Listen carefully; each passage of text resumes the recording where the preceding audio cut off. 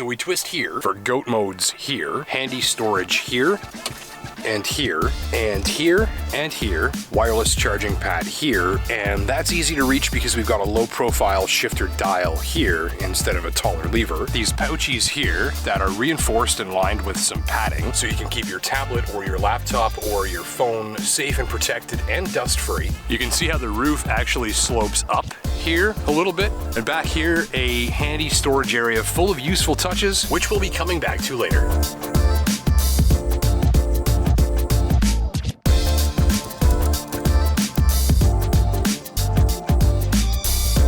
So on your screen is the Ford Bronco Sport, which starts at 36,000 Canadian for a base model unit with standard four-wheel drive, offers up a total of 6 different models to pick from, and amounts to one of the more rugged and capable and off-road or rough-road ready choices you'll find in this segment, which also includes models like the Mazda CX-50, Volkswagen Tiguan, Subaru Outback, Jeep Cherokee, and Honda CR-V. My tester is the $41,899 Bronco Sport Heritage with $600 worth of hot pepper red tinted clear coat paint, as well as the optional Co-Pilot 360 Assist Plus safety system and Heritage convenience package, making it 45,944 Canadian loons for the machine on your screen.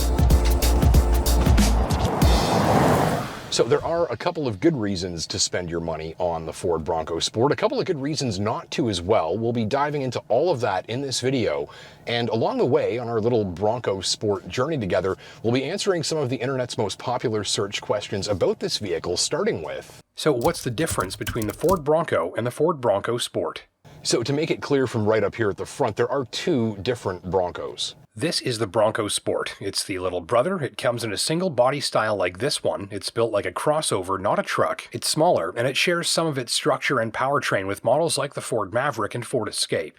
Then there's the Bronco, just Bronco, no Sport. This is the larger machine, which can tow more. It's a more heavy-duty off-roader that's built like a truck, not a crossover. It's much heavier on fuel, but also much more capable off-road, and it comes in 2 body styles, the 2-door and the 4-door. So that's the Bronco, big Bronco, 2 doors or 4, and the Bronco Sport, little Bronco, that comes in just this single 4-door body style. By the way, these unique Bronco Heritage and Bronco Sport Heritage paint jobs are a nod to the original Bronco's paint job from 1966, which also happens to be the number of these Heritage Bronco and Bronco Sport models Ford will sell. If your Bronco Sport will frequently deal in the transport of taller individuals, you've got nothing to fear. It's a headroom champion. The shape gives this away, and notice how the roof actually lifts over the rear seats to make more room for passengers and canine kennels and bicycles that have to go in back. You'll also find more headroom in both seating rows than the Forester Wilderness and CX-50. With more on that, my good buddy Chris, a hardy Finlander, measuring in at 6'4". And we can see, so up here, how the roof lifts, and that's partly for getting mountain bikes back there. But also helpful if you're a 6'4" guy. So I'm going to open this and just give the people a look. Yeah, so lots of headroom. You've still got a pretty good bit of headroom back there at your height. Your knees are not touching, but you know, we got some space. And can you show us how you fit in the front? Yeah. At 6'4"? Sure can. So yeah, there's Chris at 6'4" in the front seat. And like, I guess if you tilt your head up, your brim of your hat's kind of a little close, but not bad. So as we were saying, this is kind of a headroom champion, this thing, and there's the proof. You could fit in the, you're comfortable, right? Yeah. And you can see out of there pretty good. Very well. In back, it's a cargo area with rubberized surfaces, easily accessible power and supplemental lighting, and a slide-out flip-open shelf divider that can turn your cargo hold into a 2-tier ordeal in a moment, or transform into a bumper-supported shelf or workstation by folding out its 2 hidden legs. It's perfect for tailgating. This gives you a dry, illuminated place to cook, eat, or set up gear while you're out exploring. So a little more detail here on the utility and versatility side for you when it comes to the rear seats and cargo area. 12-volt power outlet here, auxiliary lighting on this side, and when we press that, little LED lights up here and here, which can be aimed around, which is handy. Little hooks to keep your stuff secure. The folding divider shelf, which gives us kind of a 2-tier ordeal here for storage. So we can flip this over this way. We now have a top and a bottom, locked and locked. So that's locked in position there. We can see sticking out just a little bit. You want to have these legs angled this way, right out to kind of the corners of the bumper there, and that's going to give you that flat workspace, eating space, cooking space, gear setting up space, and so on. What engines are in the Ford Bronco Sport? You've got two choices, a 1.5-liter turbocharged 3-cylinder with 181 horsepower and 190 pounds of torque, and that's what's in my tester. There's also an available 2-liter turbocharged 4-cylinder with 250 horsepower and 277 pounds of torque. Which Bronco Sport has 4x4? All of them. Every Bronco Sport includes an automatic 4-wheel drive system as standard. Are the Bronco Sport doors removable? Well, any door is removable if you try hard enough, but you're best to leave these ones attached. The Bronco Sport's doors are not designed to be removed like they are on the Bronco. Is the Bronco Sport a convertible? No, but you can get a sunroof. Beneath it, the driving environment is rugged and chunky from a mere glance. Big openings and squared-off accents give the cabin a tough and durable-looking atmosphere, with shapes and contrasting colors starring in the show more than buttons and control surfaces. Tall glass visually opens the cabin and helps improve visibility for the driver, who has 2 proper cup holders and at least 2 generously sized open storage cubbies within arm's reach. The Bronco logo on the steering wheel replaces the standard issue blue oval Ford logo for a more exclusive touch too. So at a glance it's appropriately rugged and upscale and connected with the Bronco Sport's mission of encouraging drivers to get out and explore its capabilities while checking out someplace new. Still, closer inspection may reveal disappointments for some shoppers. Specifically, the central touch interface and graphics are good but not segment-leading. The analog instrumentation looks particularly low-tech in comparison to the all-digital displays offered by numerous competitors, and both the steering wheel and climate control surfaces look and feel more low-budget than you might expect for the price. So let me give you a close-up look here so that you can see what I mean.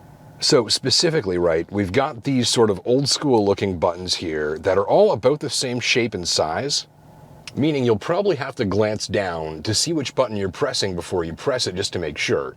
I mean, these are fine, they're thoroughly adequate, I suppose, but if there was an opportunity to do something sort of flashy and upscale here, they definitely missed it. Also, the instrument cluster has this computer in the middle here, which looks modern and high-tech. But it's flanked by these dials that look pretty dated, pretty old school here, especially compared to the all-digital instrument clusters you're going to find in a lot of competitors at this price point. Something about them just reminds me of like a Ford Focus from 10 years ago. 2023 Ford Bronco Sport Heritage Road Test. After 10 days and a few thousand kilometers of testing the Bronco Sport during early pothole season in Northern Ontario, the machine's ride quality on rough surfaces stood out as an asset. The ride is more forgiving and car-like than the tall and blocky look leads on, and even some of Sudbury's most poorly decomposed public roads failed to coax much drama out of my tester's ride. It feels solid, durable, and quiet when traveling over surfaces that can pull plenty of harshness and noise from the ride in many competitors.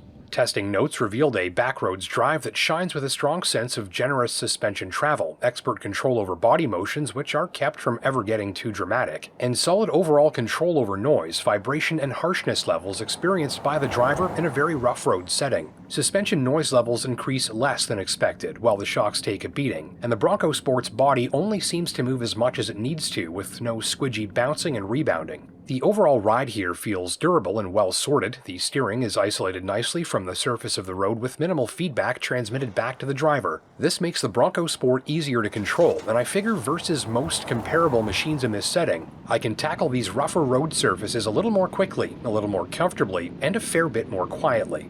I also noted strong control over interior trim and body panel rattles, though some were still apparent from the rear of the vehicle at times in these settings. All in all, though, the Bronco Sport's ability to take on a rough surface without feeling like it's taking too much of a licking makes for an encouraging driving machine when it comes to beating around in the bush or the back roads.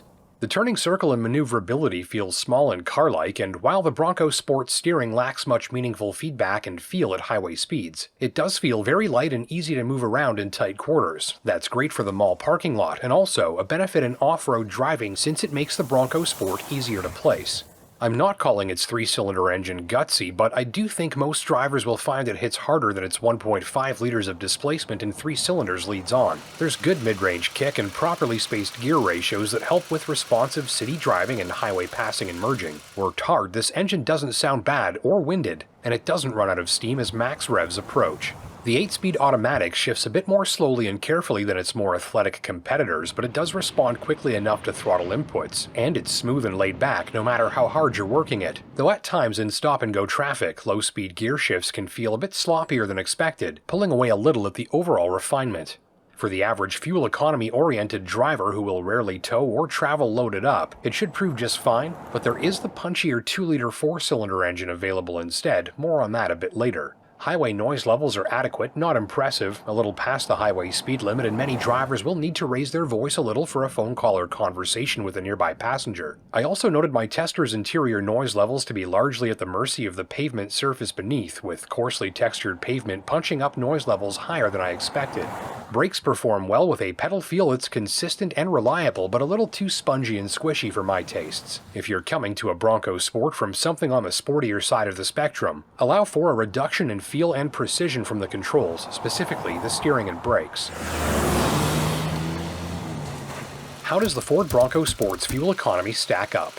With the 1.5-liter turbo 3-cylinder like my tester, NRCan says the Bronco Sport will drink 9.3 liters of gas to drive 100 kilometers in the city, and 8.4 liters of gas to drive 100 kilometers on the highway. So in combined driving, you're looking at 8.9 liters per 100 kilometers. That's the same fuel economy you can expect from machines like the Mazda 3 5-door turbo all-wheel drive, Mini Cooper S Clubman with all-wheel drive, and Mitsubishi Outlander all-wheel drive. The available 2-liter turbocharged 4-cylinder will drink 11.1 liters of gas driving 100 kilometers in the city, and 9 liters of gas to drive 100 kilometers on the highway. Its combined fuel consumption lands at 10.2 liters per 100 kilometers. That's the same fuel economy you'd expect from a Ford Edge with the 2-liter engine, Volkswagen Atlas with the 2-liter engine, or a Subaru Forester Wilderness running the flat 4 turbo. So in the Bronco Sport, the 4-cylinder engine uses 1.3 liters per 100 kilometers more fuel than the 3-cylinder engine, in exchange for 69 more horsepower and 87 pounds more torque. Assuming you pay $1.50 for a liter of gas and drive 25,000 kilometers per year, the extra power from the 2-liter turbo engine will cost you less than $500 per year in extra fuel, or about $40 per month added to your gas bill. The turbo 4-cylinder delivers 38% more horsepower and 46% more torque, using just 15% more gas.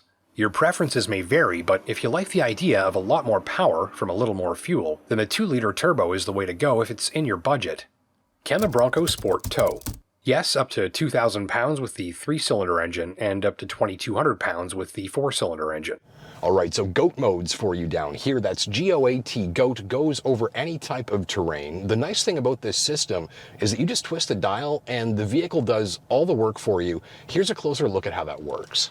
Mostly, you'll just leave this in the normal setting, which is fully automatic and calls the shots just fine. There's also Eco mode to help make it easier to drive as fuel efficiently as possible, and Sport mode for a more responsive drive. Slippery mode makes more traction available more of the time for use on snow and ice. And in Sand mode, the Bronco's powertrain and systems are optimized to keep power flowing to the ground, helping the driver maintain momentum. These modes amount to different tools in your adventure toolbox, and even if you don't need this extra capability right off the bat, it's nice to know additional support is available at the flick of a dial as you get used to your machine over the years and as your sense of adventure grows and evolves.